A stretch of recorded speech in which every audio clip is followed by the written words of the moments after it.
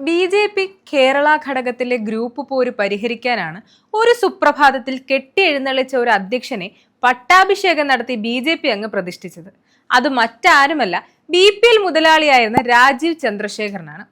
എന്നാൽ ബി.ജെ.പി. കേരള ഘടകത്തിൽ നാളുകളായി പുകഞ്ഞുകൊണ്ടിരിക്കുന്ന ഗ്രൂപ്പ് പോര് ഇപ്പോൾ പുറത്തേക്ക് ചാടുകയാണ്. പി.കെ. കൃഷ്ണദാസ് പക്ഷവും വി. മുരളീധര പക്ഷവും കൊമ്പുകോർക്കുമ്പോഴാണ് കഴിഞ്ഞ ദിവസം നടന്ന കോർ കമ്മിറ്റി യോഗത്തിൽ സംസ്ഥാന അധ്യക്ഷനെതിരെ പൊട്ടിത്തെറിച്ച് മുരളീധര പക്ഷം ചാടി വീഴുന്നത്. നേതൃയോഗത്തിൽ വി. മുരളീധരനെയും കെ. സുരേന്ദ്രനെയും വിളിക്കാത്തതിൽ പ്രതിഷേധവുമായി മുരളീധര പക്ഷം രംഗത്തെത്തുകയായിരുന്നു. രാജീവ് ചന്ദ്രശേഖർ കൃഷ്ണദാസ് പക്ഷത്തിന്റെ മുഖമായി മാറിയിരിക്കുന്നു എന്നതാണ് മുരളീധര പക്ഷത്തിന്റെ വാദം.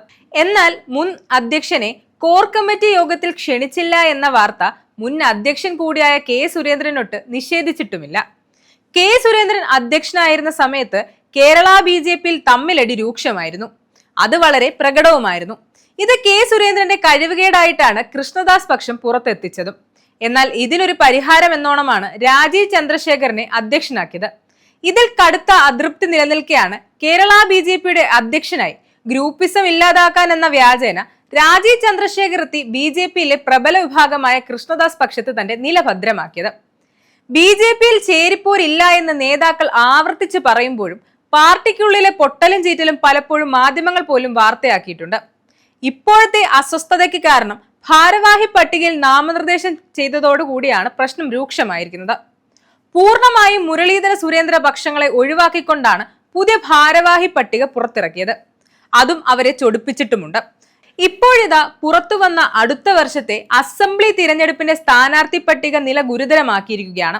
വന്ന റിപ്പോർട്ടുകൾ ശരിയാണെങ്കിൽ മഞ്ചേശ്വരത്ത് മത്സരിക്കേണ്ട കെ. സുരേന്ദ്രനെ ഇത്തവണ അവിടെ നിന്നു മാറ്റി ബി.ജെ.പിക്ക് വലിയ സാധ്യതയില്ലാത്ത വർക്കലയിൽ മത്സരിപ്പിക്കാനാണ് നേതൃത്വം തീരുമാനിച്ചിരിക്കുന്നത്. ഇതിന് തടയിടാനുള്ള ശ്രമങ്ങളാണ് ഇപ്പോൾ സുരേന്ദ്രപക്ഷം നടത്തുന്നത്. സുരേന്ദ്രനെ തൃശൂരോ വട്ടിയൂർക്കാവോ മത്സരിപ്പിക്കണമെന്നാണ് അവർ ആവശ്യപ്പെടുന്നത്. ഇങ്ങനെ നടന്നില്ലെങ്കിൽ ഒരുപക്ഷെ സുരേന്ദ്രനും മുരളീധരനും ഈ ഇലക്ഷനിൽ നിന്നും മാറി നിന്നേക്കാം. ഈ പക്ഷത്തുള്ള അനുയായികൾക്ക് പോലും പല വിധത്തിലുള്ള പരാതികളുമുണ്ട്.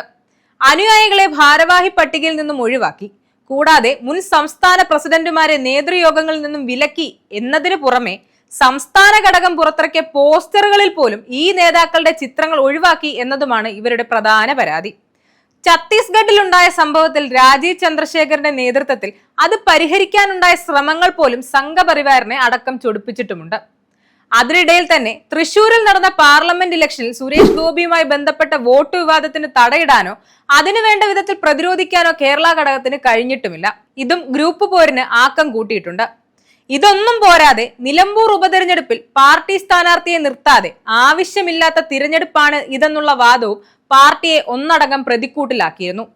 ഇതെല്ലാം ഇപ്പോൾ വെളുക്കാൻ തേച്ചത് പാണ്ടായി എന്ന അവസ്ഥയിലാണ്.